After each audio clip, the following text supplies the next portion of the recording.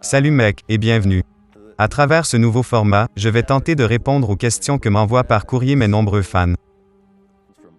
Aujourd'hui, c'est Quentin de Montargis qui nous écrit. Il me demande, est-ce que c'est vrai que la pyramide date de moins 2500? Ouais bon, ça c'est ce que les archéologues dogmatiques essaient de nous faire croire pour protéger les religions. On va examiner ça dans le détail. Quel est l'âge de la Grande Pyramide ? Il existe en Égypte une centaine de pyramides, dont une trentaine de grande taille, construites sur une période de près de 1000 ans entre la 3e et la 13e dynastie. Ces pyramides ne sont pas isolées, elles sont toutes insérées au sein d'un complexe funéraire que l'on retrouve dans toutes les pyramides de l'Ancien Empire, mais aussi pour les mastabas royaux de la 3e dynastie. Ce complexe est constitué d'un temple bas, ou temple de la vallée, généralement entouré d'une véritable ville de la pyramide, où vivent les prêtres, les fonctionnaires, les ouvriers, les artisans et les serviteurs qui se consacrent au culte royal. On y trouve également un temple haut, ou temple funéraire. Ces deux temples sont reliés par une chaussée construite et sans doute couverte. De plus, la pyramide est généralement accompagnée d'une pyramide satellite, ou pyramide de culte, sur le côté sud ou sud-est, et parfois aussi de fosses à barques. Ce complexe est souvent entouré d'une nécropole contenant de nombreux tombeaux de dignitaires et de membres de la famille royale. Concernant la pyramide de Khéops, plusieurs inscriptions comportant le nom égyptien de Khéops, Khufu, ont été découvertes par le colonel Richard Howard Weiss en 1837 dans les chambres de décharge, au-dessus de la chambre du roi. Ces pièces étaient scellées et inaccessibles depuis l'époque de la construction, et le colonel n'a pu les atteindre qu'en utilisant des explosifs.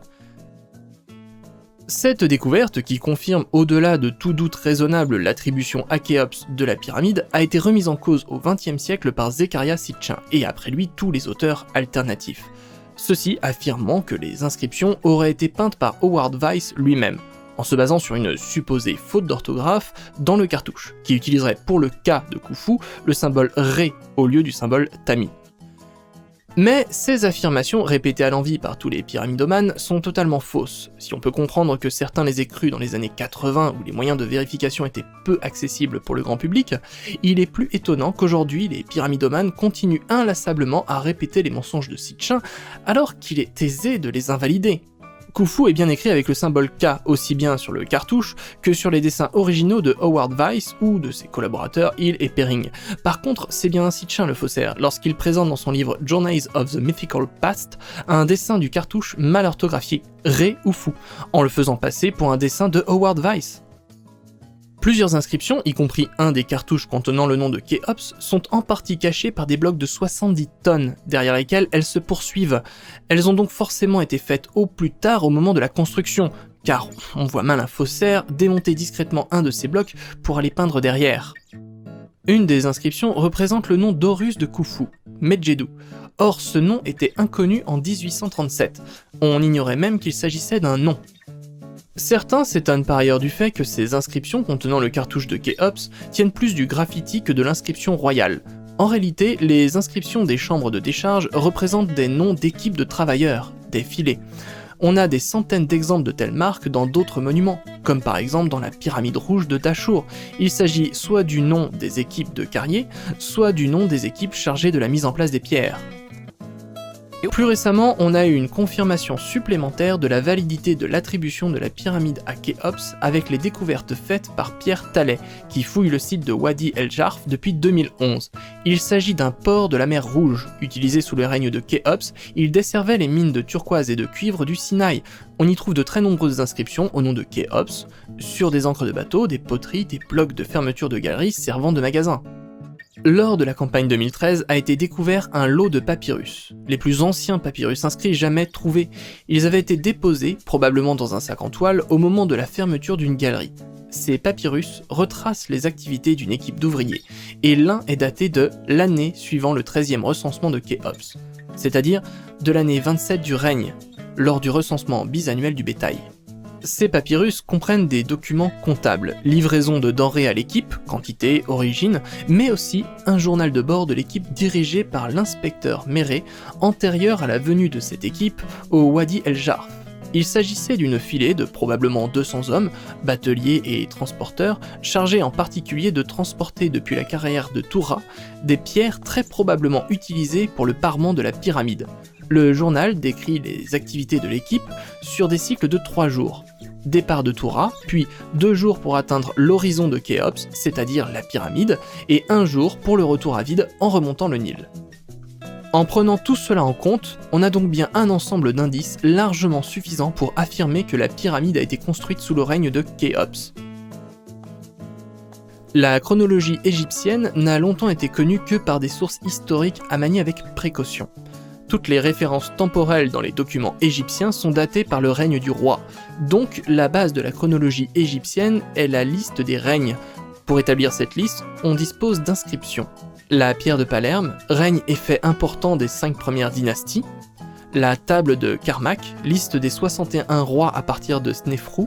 La table d'Abydos, liste des 76 rois de la première à la 19e dynastie, commandée par Séti Ier pour le temple d'Abydos.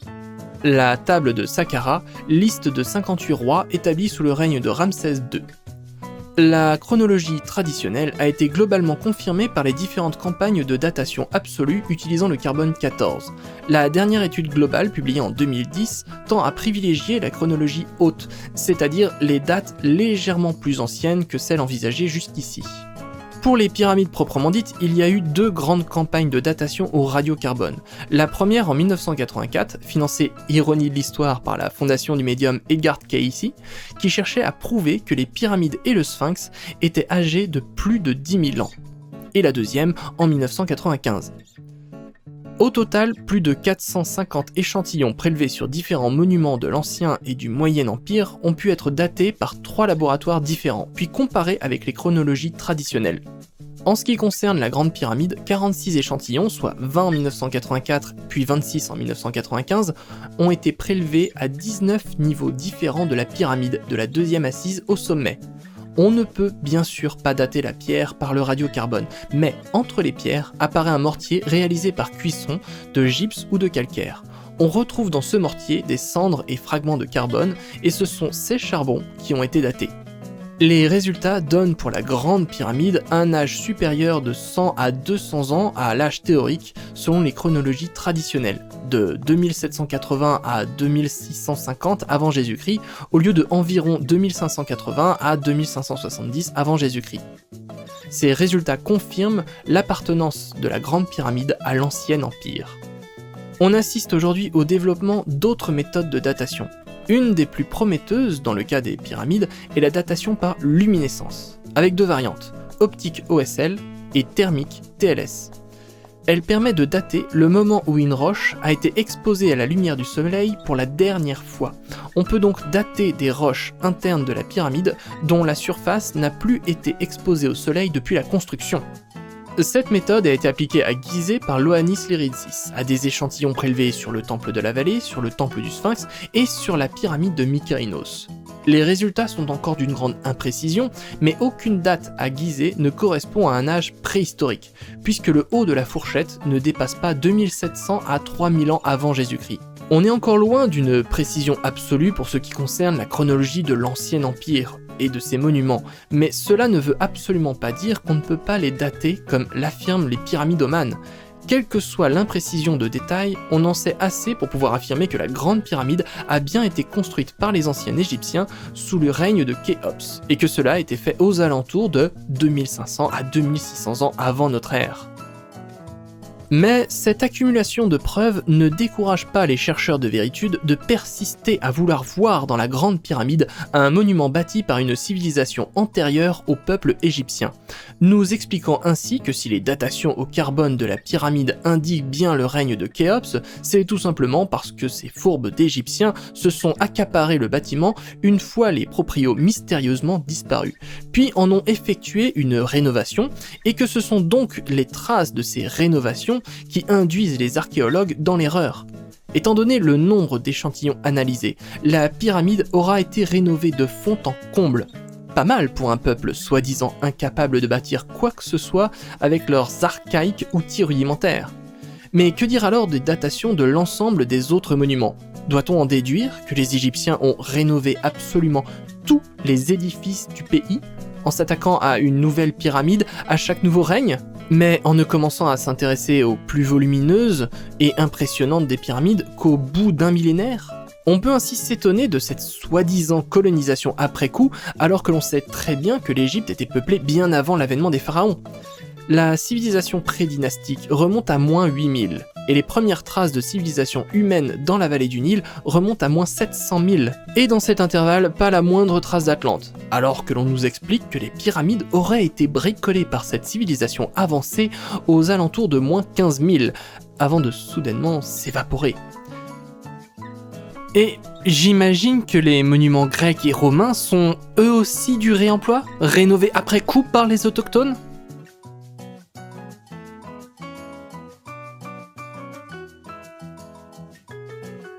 Visiblement, on s'est trompé de cassette. Oublie tout ce que tu viens de voir, Quentin. La pyramide date de moins 15 000 et a été construite par les Atlantes. C'est comme ça et pas autrement. On se retrouve très bientôt pour de nouvelles questions sur les mystérieux mystères de l'univers.